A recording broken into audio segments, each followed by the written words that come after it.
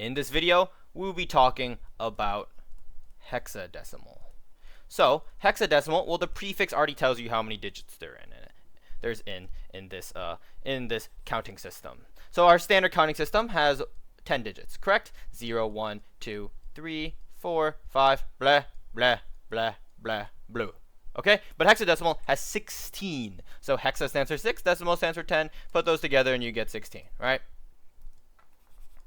So we have 16 digits. Well, what are the extra digits? Okay, well, the extra digits, we ran out of numbers, so we're going to use letters, okay? That's what people decided. A, B, C, D, E, and then F. Okay? So, A, B, C, D, E, F. What do these numbers stand for? Well, in our typical counting system, if we have a value of 0, it stands for 0. If we have a value of 9, it stands for 9. And then when you go to the next number, so if you add 1 to 9, technically there's a 0 in front of this 9, and you increment the number, so once you get past the amount of digits, you increment the 0 here to 1, and then you reset the 9 to 0, okay? So what do we do next? Well, what if we have 19? Well, if we add 1 to 19, we increment the next place up 1. So this 1 value here goes up, and then the 9 resets back down to 0. And that's how we count. Well, in hexadecimal, it applies the same logic. So if you get all the way up, so let's say you have 0 and 9. If you plus 1 to this, then you get 0a, right? And I'm just putting the 0 here. 0 doesn't matter, just like the 0, 9 I put plus 1 in our standard counting system. The 0 here is just to show you that there's a 0 there. Okay, well, if you add 1 to 0a, well, you get to b. But I'll put the 0b to show you what happens next. Well, then what if you have 0f? Well, if you add 1 to 0f, well, just like in our standard decimal counting system, when you reach the last digit, you reset this back down to 0, and then you increment this up by 1. So if you increment 0 up by 1, you get 1.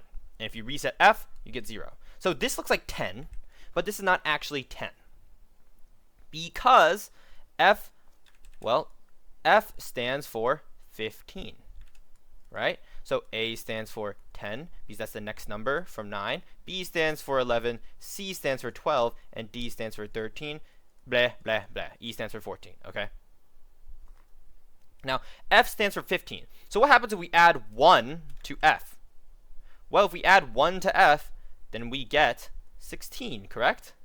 So 10 in hexadecimal, let's write down OX 10 in hexadecimal equals 16. So some computers may output your hexadecimal with OX. It's a standard convention, and it sort of tells you if you're using this is a hexadecimal number or not.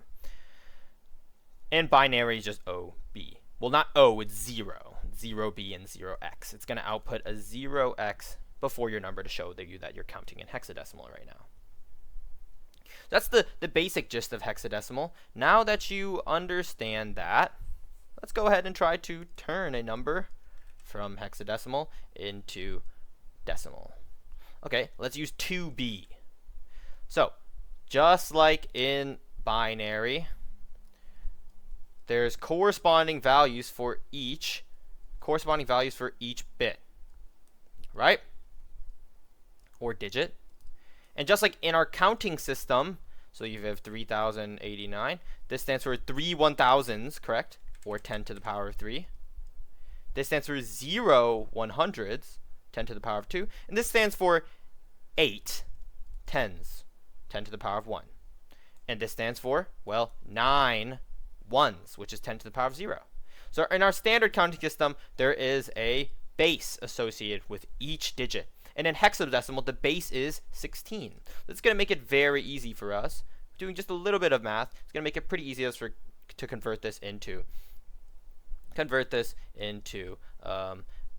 decimal. So the first number has a value of 16 to the power of 0, and the second has a base of 16 to the power of 1. So what does this mean? Well, b times 1, so this is equal to 1, and this is equal to 16. So b times 1 is what? Well, b has a decimal value of 11. Let's actually write down OX here. Well, you see the b, but I'm just being consistent here.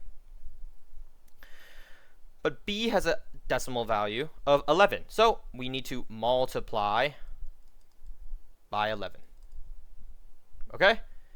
2 has a, well, decimal value of 2. So we multiply 2 by its base number, 16. And then once you add these two numbers together, you get 43. And 43 in hexadecimal is exactly what we wrote, 2b.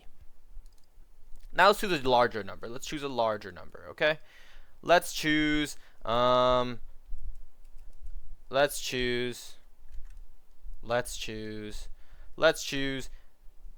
B.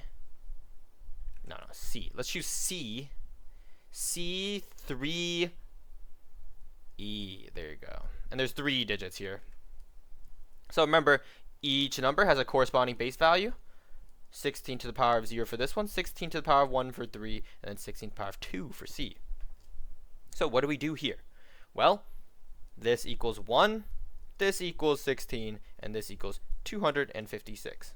So E is a digit that stands for 14 in decimal.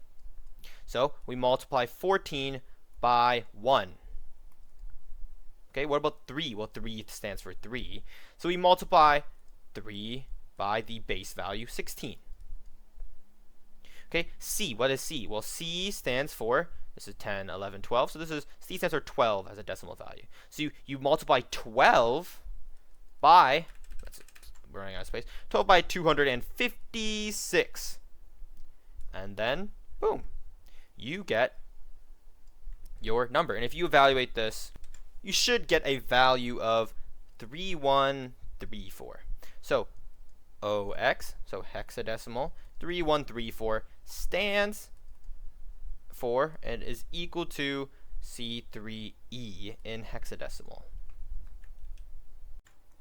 On a side note, this is quite a coincidence, but hexa stands for 6, and this is my 6th video of the day, and it's fucking making me crazy. But besides that, let's go calculate how to, I erased the wrong part. Okay, how to turn decimal to hexadecimal. So we've been turning hexadecimal to decimal. Pretty darn easy. But how do you turn decimal to hexadecimal? Let's do that. Let's make up a number. Let's make up 10,569. Okay.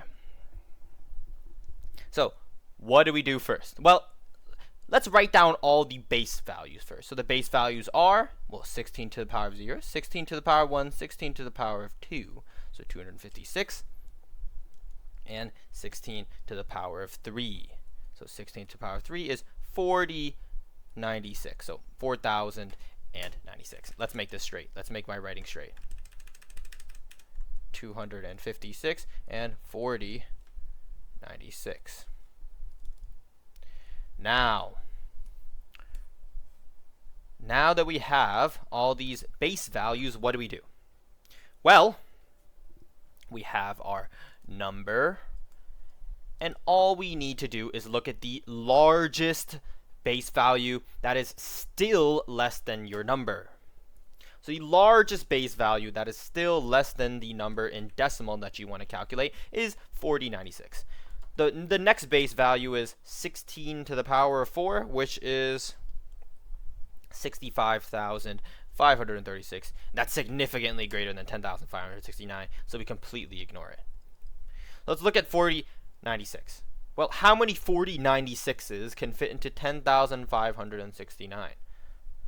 Well, if you multiply 4096 by 3, you get 12,288. But that's greater than our number. So what we should do is multiply 4,096 times 2. Well, 4,096 times 2, it sounds a lot more reasonable. And that equals 8192, or 8,192.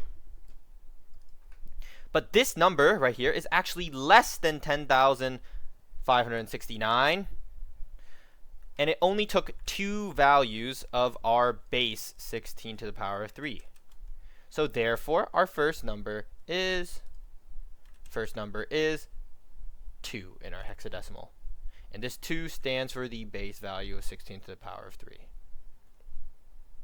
All right, how about the next value? Well, the next value, we have to calculate it like so.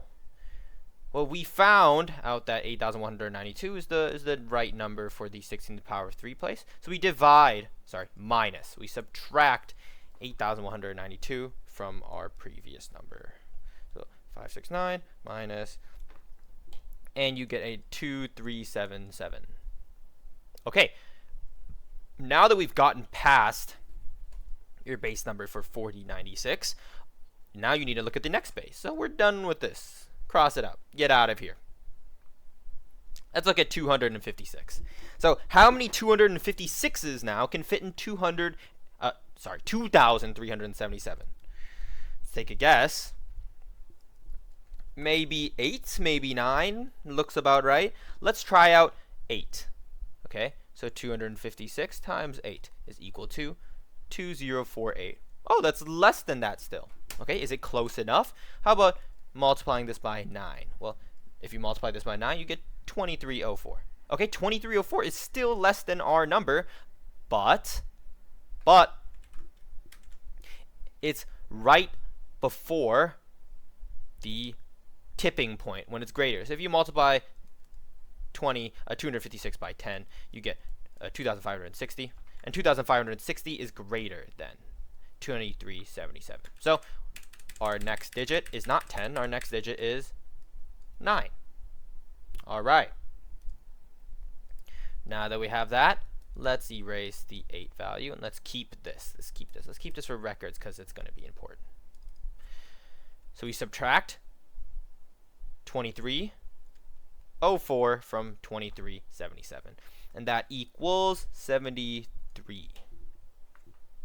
Okay, well, what do we do next? Well, we look at the next base number, 16. So this stands for 16 to the power of 2. Let's look at the next base number, 16. How many 16s fit in 73? Well, let's take a guess. Let's take a logical guess. Maybe 4. Okay, let's try out 4. So 64. Okay, 64. Well, let's try out 5. Well, if you multiply this by 5, you get 80. Oh, 80 is greater than 73. No, we don't want that. So 16 times 4 is perfect. So our next digit is, well, 4. Okay, so 4, and this is equal to the base number, 16 to the power of 1. All right, what about the last part? We need to subtract this by, so 9. Well, for the last number is just 9. Then, well, how many 1s can fit in 9? 9 1s, right? So this hexadecimal number, 2949, is equal to 10,569. Okay, well, if you get it at this point, you don't need to be here anymore. So go away. But if you want to give me more watch time and help my algorithm boosting, okay, let's do one more problem. Oh, I wouldn't mind. Let's go for the decimal number 36770. So 36,770. And let's turn this into hexadecimal. So, as always, first thing you want to do, mark down all of your base values. So the base values are 16 to the power of 0, which is 1. 16 to the power of 1 is 16. 16, that was a bad 16. 16 to the power of 2 is 256. 16 to the power of 3 is 4,096. And 16 to the power of 4 is 65,536. So we'll stop when this base number gets greater than our counting number. Okay, well, first thing we did. All right, let's erase all of these. because you know what they stand for now. First thing we did, let's look at the base numbers. Which base number is the greatest base number that can fit inside of your number? Well, 65,636 will 100% not fit. So this going in the dust. Okay, I'll cross it off rather than completely erasing it. Okay, well, 4,096 fits in 36,770. So let's see how many 4,096s fit in this. Okay, let's take an educated guess. 4,096 times, I don't know, 4,096 times maybe, ooh, that's way too large of a number, times 9. Take an educated guess, 9. So if you multiply this by 9, you should get 36,864. Oh, kind of close. It's still greater than our number that we want. But all we need to do is increment this down by 1. 8 times 8. Perfect. Times 8 will probably get us the right number. Well, times 8 is 32,768. Great. This is less than the number. So let's keep it. Let us keep it. So if we keep this, then that means our hexadecimal first digit here that we can write down is 8. Right? It's the number we multiply the base value by. Well, let's subtract 32, 76, and 8 from here. Okay? And then if we subtract those, you should get 4,002. All right, next thing. We're done with this base. How about the next thing? 256 to the power of, oh no, not to the power of anything. 256, sorry. How many 256s can fit in this guy right here? Okay, let's take an educated guess. Let's say 12. Let's try out 12. Let's put that into the calculator. Well, 12 is equal to 3,072. All right, that was a terrible educated guess. Okay, that was absolutely terrible. You know what? Let's try out 15. All right, how many 15s can it fit? 15. Oh, why? Yes, it can. And that's actually perfectly under 402, because if you add another 256, or you multiply this by 16, it will become greater than 4,002. So our next number is 15. Well, what was 15? Well, hexadecimal is 0, 1, 2, 3, 4, 5, 6, blah, blah, blah, blah, blah, blah. D, E, F. There you go. Okay. What is 15? Well, 15 is F. Therefore, we write down F in here. Great. We have our next digit written down, F. All right, let's subtract this from 840, and that should equal 162, if I am not mistaken. Yes, I am not mistaken. So 162. We're done with 256. Okay, let's see how many 16s can fit in 102. Well, this one's kind of easy. 16 times 10 is equal to 160. That's right below 162, so we know that the next digit is going to be 10. Well, a hexadecimal value of 10 is equal to, well, we have 8, 9, and then we have A after, and A is the number after 9, and the number after 9 is the value of 10. So A is the next hexadecimal number. All right, last thing. All right, 2. It's just 2. Okay, good old 2. We can just plug 2 into our next number, and this hexadecimal number of 8FA2 is equal to 36,770. So, as always, if you have any questions, put it down in the comment section. And if you thought that this video helped, then consider subscribing and liking the video. Thanks for watching.